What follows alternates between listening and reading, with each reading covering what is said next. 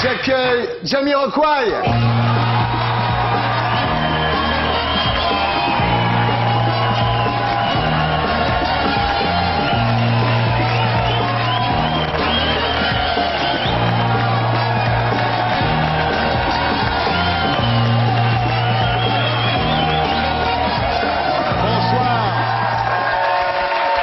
Bonsoir, bonsoir, JK.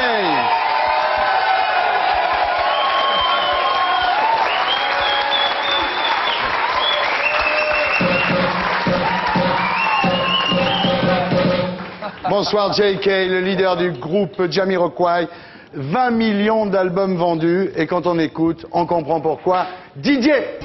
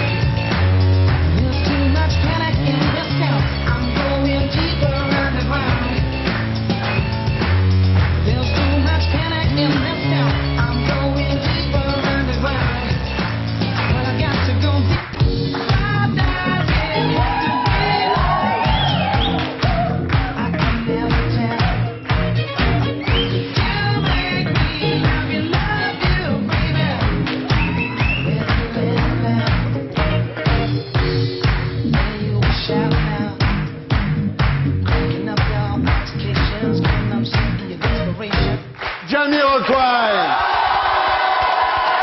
Bravo. Bravo.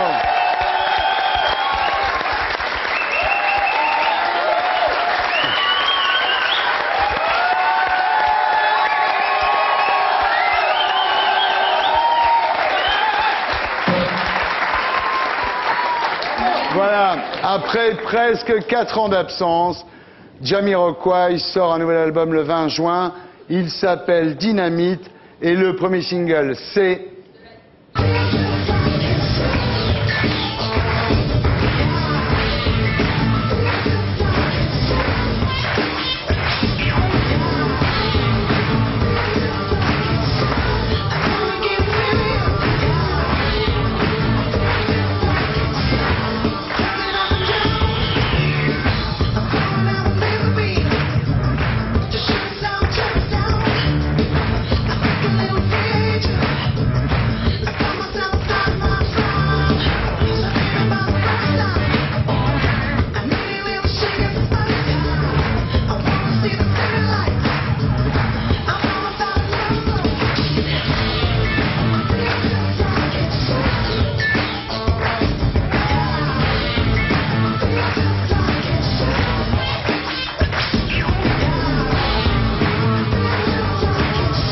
Jamiroquai, fils. It's Just Like It Should, extrait de son nouvel album qui s'appelle Dynamite, voilà. Alors je n'ai pas réussi à joindre Orlando, mais je suis sûr qu'il exige le clip. So, please, Jamiroquai, est-ce que vous pouvez regarder votre caméra, celle qui a la lumière rouge, et vous dites Magnéto Serge. Magnéto Serge. Magnéto Serge. Bravo.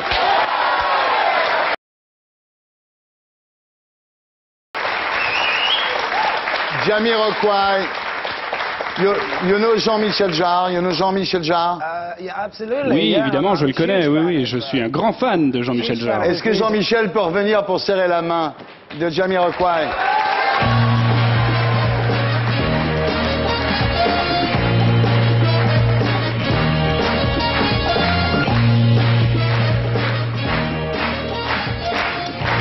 Il arrive.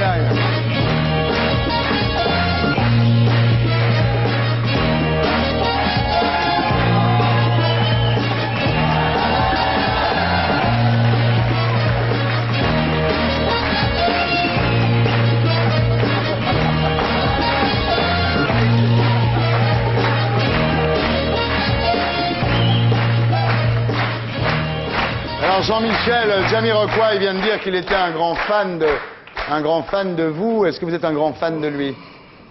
Oui, absolument. Bah, c'est vraiment quelqu'un qui a un style totalement particulier, où je pense qu'on se retrouve, c'est qu'il a une manière de traiter le son qui est totalement unique.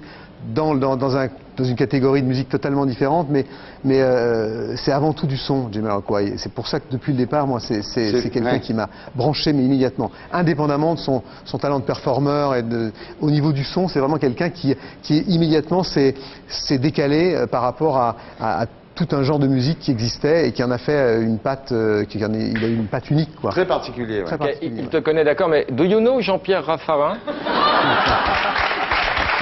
Pas mal. Ça fait un, ça. Tu peux le noter, Frédéric, celui-là. Merci, Jean-Michel. Merci d'être venu saluer Jamiroquai. Salut, Jean-Michel.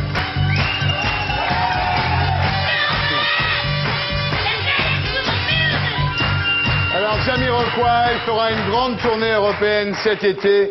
Il sera le 21 juillet à Golfe-Juan et le 22 juillet à Nîmes. Voilà, donc si vous l'aimez, allez le voir. Voilà. Alors Jamiroquai, quand on s'interroge sur cette grâce que vous avez dans la composition musicale et dans l'interprétation vocale, en fait, on trouve la réponse dans votre biographie. Votre mère, Karen Kay, s'est lancée à 14 ans dans une carrière de chanteuse de jazz. À 17 ans, elle était sur la même scène que les Beatles, que Ronnie Scott ou Dizzy Gillespie. Est-ce que c'est finalement ça, c'est cette jeunesse baignée dans la musique qui vous a donné cette grâce?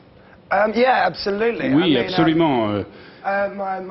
Effectivement, ma mère a eu une influence très importante sur moi depuis que j'étais tout gamin. Moi, j'étais dans le coulisses et j'étais souvent avec les musiciens là, et elle s'occupait des musiciens ou des enfants des musiciens. Mais en fait,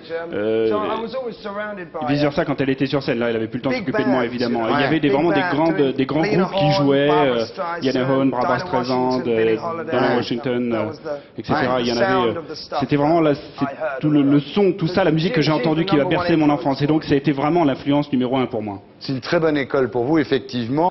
Et à l'âge de 4 ans, pendant un show de votre mère, vous entrez sur scène en criant « Maman, maman, maman ». Vous vous en souvenez de ça? Oui, je me rappelle parce que à l'époque, je me rappelle très bien avoir traversé les danseuses. Bon, c'est pour ça peut-être que j'aime autant les chaussures à l'heure actuelle, parce que j'étais toujours encadré de filles qui étaient grandes, avec des grandes jambes, des grandes chaussures, qui avaient des grands cheveux, etc.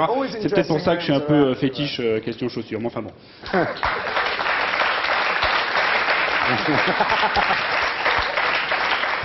Alors, à la même époque, votre premier grand émoi musical, c'est Shaft par Isaac Hayes. Ça a été vraiment pour vous une révélation, Jay? Complètement, mais vous en savez tellement sur moi, c'est incroyable. Et où est-ce que vous avez obtenu toutes ces infos? Non, mais c'est vrai, c'est super vrai, ouais, vous avez raison. Effectivement, mon grand-père avait une table dans son living, et puis il y avait un petit tracteur rouge, et moi je pédalais là autour de ça en écoutant Shaft, et là c'était vraiment la première chose dont je me souviens. Mais il faut bien voir aussi qu'elle faisait partie, ma mère faisait partie du fan club des Beatles en 64. Elle a joué à Hambourg, dans un club avant qu'il soit vraiment très connu. Donc, effectivement, c'est quelque chose qui s'inscrit dans la durée, toute cette histoire avec la musique. Maintenant, il faut que vous me demandiez faut que vous me disiez ce que j'ai pris au petit déjeuner.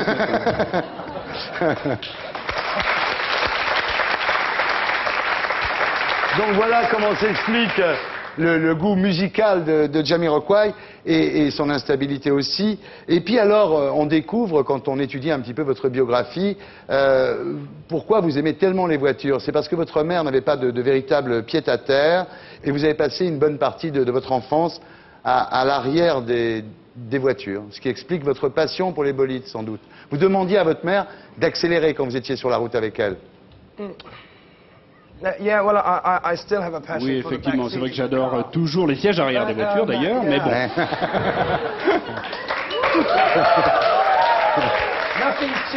Mais bon, vous voyez, hein, ça change pas. On est comme on est. Et en fait, effectivement, c'est vrai que j'ai grandi sur les autoroutes. Et donc, c'est de là que me vient cet amour pour les voitures. Parce que quand vous vous déplacez aux quatre coins du pays à longueur de temps, eh bien, tout ce qu'il vous reste à faire, c'est regarder les bagnoles. Et donc, les bagnoles dans les années 70 étaient très différentes, beaucoup plus intéressantes qu'elles ne le sont à l'heure actuelle. Elle avait une Triumph, votre mère. Oui, effectivement, elle avait une Triumph 1360. Alors voilà, c'est pas facile quand on est enfant de bouger, de faire des études. Jamiroquai, J.K. a eu une enfance un peu compliquée, une enfance pas facile. À l'époque, votre mère travaille beaucoup. Parfois, vous rentrez chez vous, il n'y a personne quand vous rentrez. Et vous n'êtes pas assez grand pour mettre la clé dans la serrure et vous êtes obligé d'aller voir les voisins en pleurant pour qu'ils vous ouvrent la porte de chez vous. C'était pas drôle tous les jours. Non, écoutez, j'ai dû être en internat dès l'âge de 4 ans. J'étais le plus jeune gamin de l'école. J'ai été dans 7 internats différents, tout simplement parce que ma mère devait travailler. Et donc, les gens m'ont frappé dès le premier jour, tout simplement parce que j'avais parlé à mon camarade pendant le repas du soir. En fait, vous aviez le droit de parler à certaines personnes, mais bon, pas à lui en l'occurrence. Et donc, c'était très strict. Et donc, ils m'ont battu. Et je pense que ça m'a donné l'indépendance dont je jouis à l'heure actuelle. Et il faut bien voir aussi que ça a développé en moi cette indépendance. Vous savez qu'il faut grandir rapidement, qu'il faut faire ses preuves. Voilà, alors en parlant d'indépendance, à l'âge de 16 ans, vous vous disputez avec votre mère, vous devenez tagueur, vous allez vivre dans un squat, vous faites des petits boulots, et vous avez même vendu du shit, c'est vrai? Vous avez vendu du hashish, J.K.? Oui, complètement, effectivement, j'ai vendu du shit, oui. Mais bon, je pourrais d'ailleurs bien fumer un petit joint maintenant, ce serait sympa, mais enfin bon. En fait, ouais. Mais bon, il y a des fois où il y a des moments où si vous voulez faire de la musique, eh bien à ce moment-là, vous allez faire tous les efforts qu'il faut pour y arriver. Et effectivement, là, je me suis rendu compte qu'il fallait que je fasse un certain nombre d'efforts, il fallait que je fasse un certain nombre de choses, que je récupère l'argent nécessaire pour m'acheter le matériel dont j'avais besoin pour me lancer.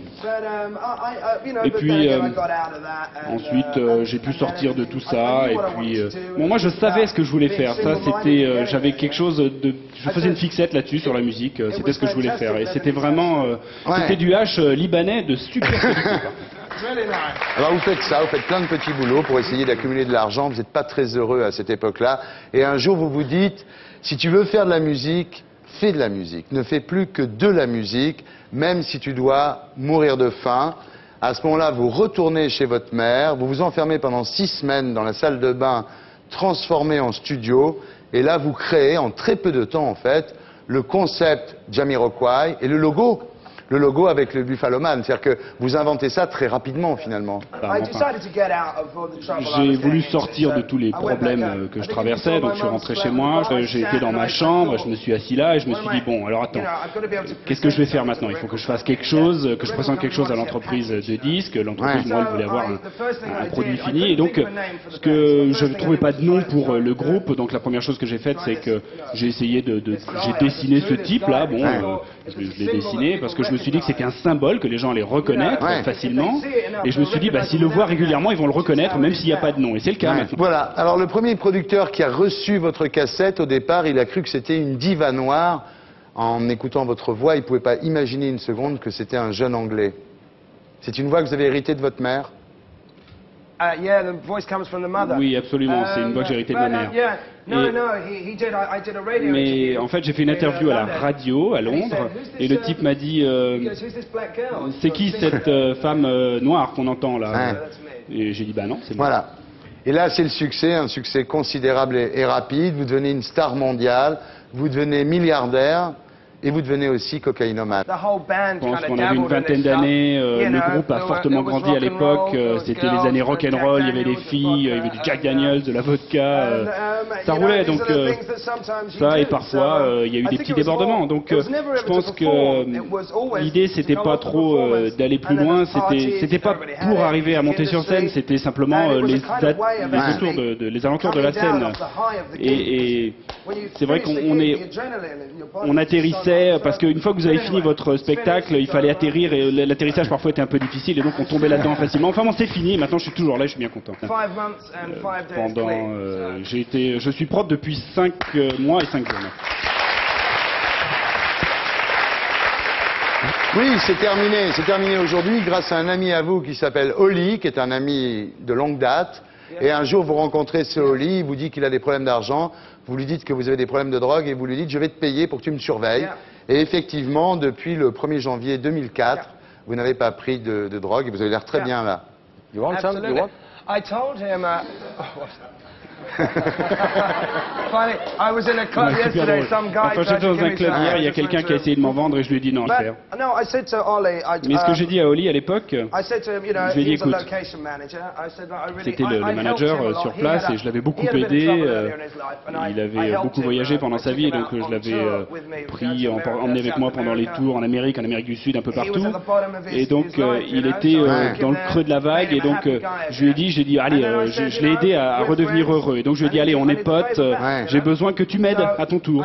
Et donc je lui ai dit combien tu gagnes, allez, je vais multiplier par 2 ton salaire, tu vas bosser pour moi 24 heures sur 24, on va se lever le matin, on va aller courir, on va faire ceci, on va faire cela, on va arracher toutes les pages des endroits où on peut sortir, etc. Donc, et si j'avais pas arrêté de faire ça, j'aurais pas pu faire Dynamite. Et voilà.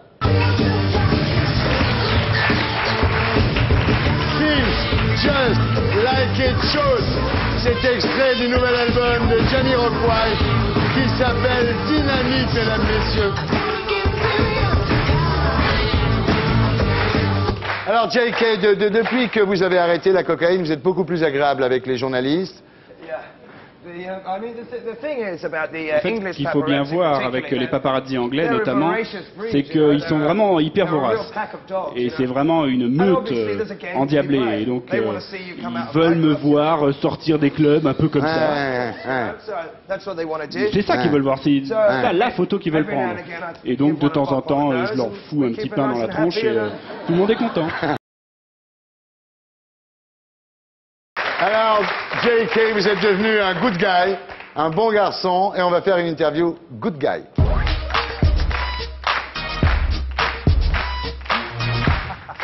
Est-ce que vous buvez encore un peu quand même? Oui, complètement. Oui, sans problème. Ouais. Une vodka and tonic, pas de problème. Ouais. Est-ce que vous fumez des pétards de temps en temps? Ça m'arrive, bon, pas autant qu'avant, mais ça m'arrive. Oui. Il te reste de ton Libanais, là? Non, mais je vais en récupérer dans 2 minutes. J'en ai besoin après cette émission. Est-ce que vous êtes passé devant un juge depuis moins d'1 an? Oui, je suis passé devant un juge. J'ai perdu mon permis de conduire. Bon, je l'ai récupéré entre-temps, mais j'ai perdu mon permis de conduire parce que je conduisais trop vite. Ouais. Beaucoup trop vite. Vous mettez des pots catalytiques à vos Ferrari? En fait, toutes les Ferrari sont équipées de pots catalytiques. Ah, okay. Absolument. Et si vous portiez des chapeaux, ils seraient en fourrure synthétique? Ah oui, complètement. Non, non, fourrure naturelle, jamais. Ouais. Non, jamais. Est-ce que maintenant que vous êtes un good guy, est-ce que vous pensez que rien n'est plus beau que le sourire d'un enfant, Jay? Écoutez, il faut que je vous raconte quelque chose. Je suis bon, je veux bien être le good guy, mais il ne faut pas exagérer non plus. Alors bon, que c'est clair entre nous, quoi.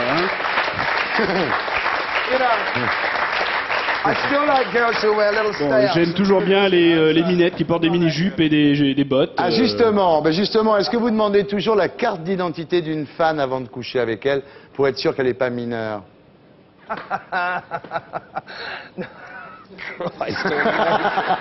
Mon Dieu. Il a gaulé, là. Non. Non, non. Est-ce que maintenant que vous êtes un good guy, vous rêvez d'un duo avec Mariah Carey? Non, la dernière fois que je l'ai vue, d'ailleurs, elle s'est pointée comme ça, et elle est venue avec tous les gens qui l'entourent, et j'étais là dans le couloir, et elle est venue, elle est passée, comme ça. Et je me suis dit, qu'est-ce que je fasse? Que je te fasse du baise-main, ma grande? Est-ce que vous pensez que l'amour pourrait sauver le monde?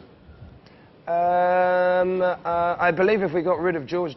on se débarrassait de George Bush et de Dick Cheney et de Donald Rumsfeld, eh ben peut-être que là on pourrait sauver le monde, oui.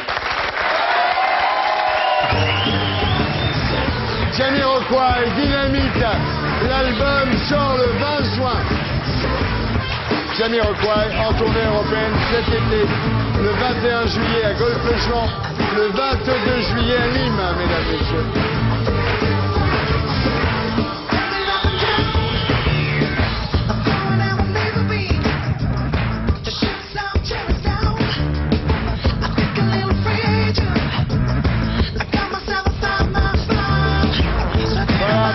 Thank you for coming. Thank you. Thank you very much.